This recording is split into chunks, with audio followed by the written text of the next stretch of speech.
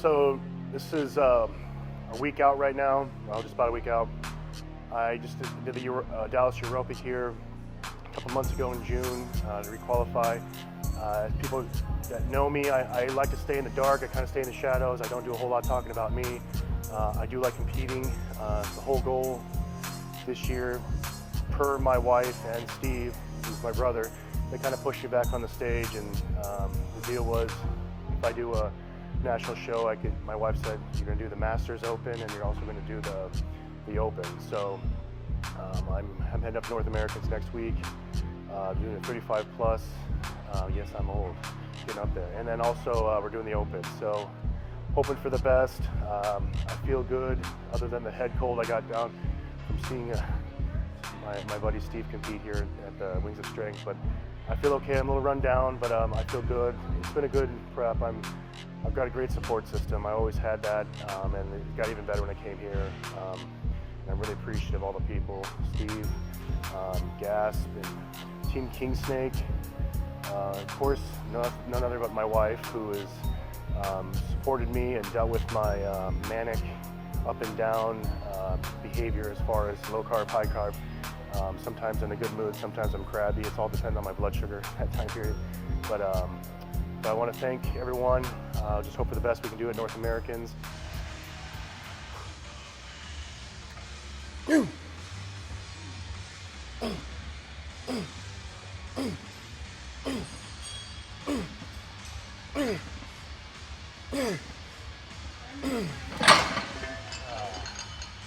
At this time point, the first one or two really don't feel that heavy. It's the 6, 7, 8, 9, 10 that feel heavy because you're out of energy, out of glycogen, and so pretty depleted. And my prep usually consists of 2-a-day cardio bouts.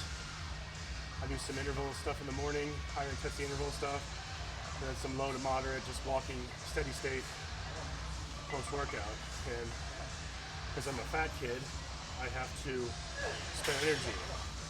And once I get my metabolism up to a certain point, then I can make changes. But until I get to that point, fatty here doesn't change much, so I have to do that. So the cost of that is my ability, energy standpoint for training. So I mean, like I said, I can do a couple reps, but my strength usually dips off.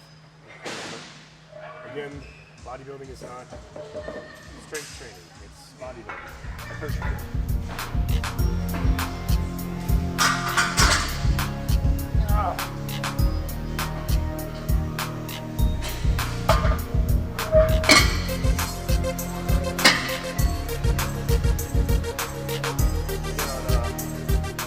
Flat press days, obviously chest days, I don't spend a whole lot of time on flat press. I do like it, but a lot of times we'll train with Sir Steven. We'll do a lot more flat press because that's the angle he wants to work on.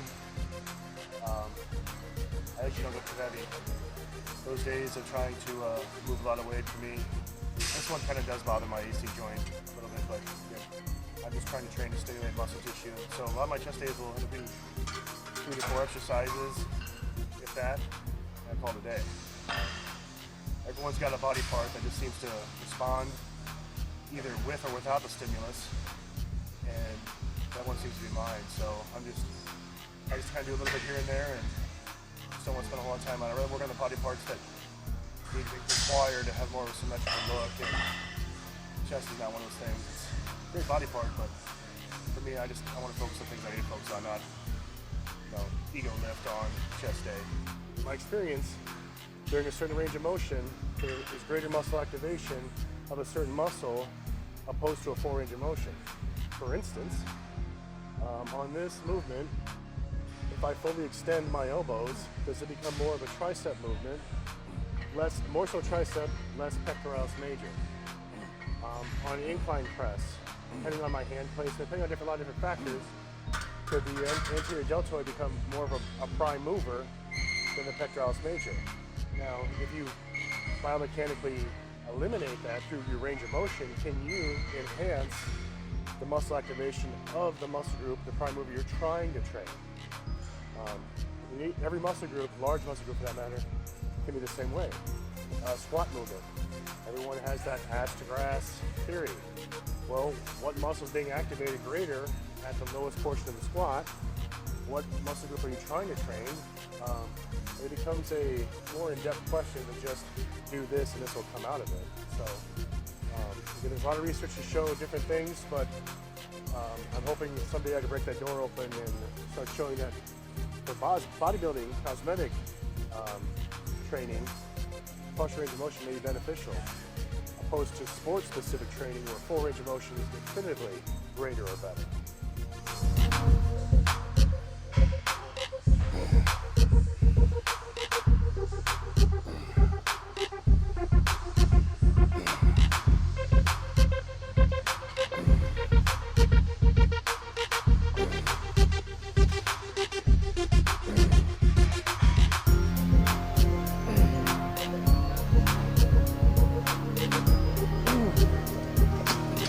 Movement I name are called the FLESS, F-L-E-S-S. So you have a fly and a press, FLESS, ha ha ha ha. Anyways, I don't know if everyone's ever seen, I don't know if it's a carrying machine or a hammer strength machine where it has a, I know the Gold's Gym out in California had it, where it's a mobile, you can actually press and come in together. Well, it's kind of the same idea, but with a dumbbell. So the dumbbell actually, you come down in the pressing motion, but then you come up as in a fly motion. So it's kind of taking both of those exercises and transplanting it to one.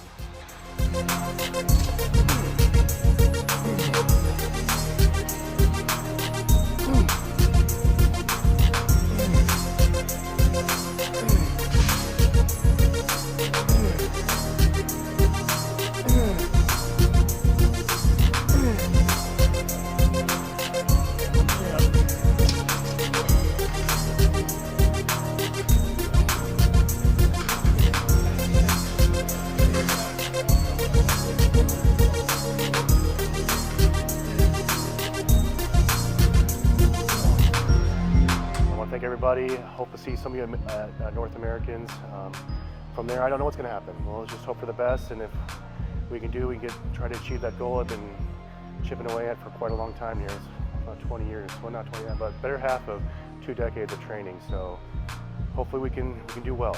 So thank you guys, and thank you, MD.